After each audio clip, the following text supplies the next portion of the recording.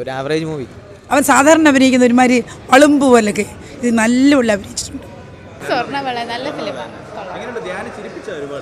കുറെയൊക്കെ നല്ല രസമുണ്ട് കാണാൻ, കണ്ടോണ്ടിരിക്കാം. ഫാമിലി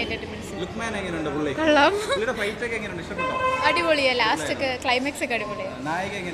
നല്ലതാ, എല്ലാം കൊള്ളാം. സിനിമ നല്ല മൊത്തത്തിൽ നല്ല ഫിലിമാണ്. കൊള്ളാം, പടം കൊള്ളാം. പിന്നെ ഗോവിന്ദ് ബസിൻ്റെ എൻട്രി ഉണ്ട്, അടിപൊളിയാണ്, കാണണം.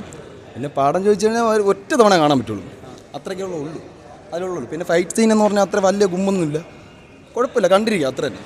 മെസ്സിനും റൊണാൾഡോയും പ്രത്യേകിച്ച് കാണണം കൈസേ. രണ്ടും ഉണ്ട്, എല്ലാം കൂടെ ഉള്ള ഒരു മിക്സ്. Full ട്വിസ്റ്റാണ് cinema. അങ്ങനെ മാറിയിരിക്കും, നമ്മൾ പ്രഡിക്റ്റ് ചെയ്യുന്ന പോലെ അല്ല, വേറെ ട്വിസ്റ്റ് അങ്ങനെ പോയിക്കൊണ്ടിരിക്കും. പെർഫോമൻസ് ലുക്മാൻ കൊള്ളാം. വലിയ കഥ എന്ന് പറയാനില്ല, പക്ഷേ കുഴപ്പമില്ല. ധ്യാനം വലിയ ടൈമിംഗ് ഒന്നുമില്ല, എന്നുവെച്ചാൽ ഒത്തിരി സീനൊന്നുമില്ല, പക്ഷെ കൊള്ളാം, കുഴപ്പമൊന്നും. വളവച്ച് തന്നെയാണ്, വളരെ പുറകിലുള്ള കുറച്ച് കാര്യങ്ങളാണ്. നല്ല പടമാണ്, എനിക്കിഷ്ടപ്പെട്ട്. എന്നെ സംബന്ധിച്ച് എനിക്ക് നല്ല ഇഷ്ടപ്പെട്ടു. ആ സീൻ എല്ലാം കൊള്ളാം. ധ്യാനം നല്ലതായിട്ട് അഭിനയിച്ചിട്ടുണ്ട്, നന്നായിട്ട്.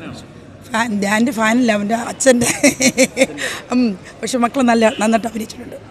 അവൻ സാധാരണ അഭിനയിക്കുന്ന ഒരുമാതിരി പളുമ്പ് പോലൊക്കെ ഇത് നല്ല അഭിനയിച്ചിട്ടുണ്ട്. ധ്യാൻ്റെ ആ സ്ഥിരം ഒരു കോമഡിയും കാര്യങ്ങളൊന്നും വർക്കൗട്ട് ആയിട്ടില്ല. നമ്മൾ കോമഡിയും കാര്യങ്ങളും പ്രതീക്ഷിച്ചാണ് വന്നത്, പക്ഷേ ആ ഒരു കോമഡിയും കാര്യങ്ങളൊന്നും വന്നിട്ടില്ല. ഒരു ഫൈറ്റ് കാര്യങ്ങളൊക്കെ ഓക്കെ, പക്ഷെ ഒരു കഥ എന്ന് പറയാനൊരു പ്രത്യേകിച്ച് കഥയും കാര്യങ്ങളൊന്നുമില്ല. നമുക്കെല്ലാം പ്രഡിക്റ്റബിൾ ആയിട്ടുള്ള കാര്യങ്ങൾ തന്നെയാണ് വന്നിട്ടുള്ളത്. ഓക്കെ, ഒരു ആവറേജ് മൂവി.